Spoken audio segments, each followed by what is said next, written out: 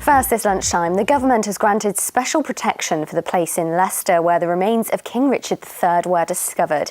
The amazing find put Leicester in the global spotlight and finally solved the mystery of where the king had been buried. Now the medieval site should be protected for future generations. Simon Ward has more details.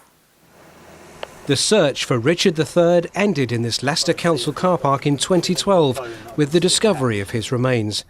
The king had been killed in the Battle of Bosworth in 1485. His former grave can now be seen as part of the visitor centre.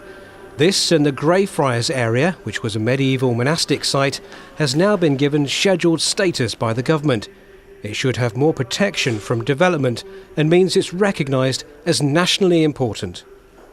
It adds a level of protection for the buried archaeological remains of the Franciscan friary, of the priory. It's not something that just sets it in stone, but it is a way of working with the local authority, with owners, to help manage it in a way that preserves the archaeological remains. In 2015, the king's remains were taken to Leicester Cathedral, which again sent the story of Richard III in Leicester around the world. This further protection for Greyfriars is seen as a rare case where an important site has survived the development of a city over the centuries.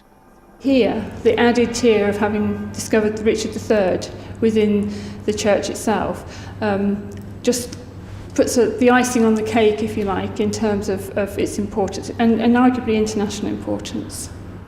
The official approval of this protection is seen as confirmation of the long-term commitment to showing the story of the king who was found under a car park.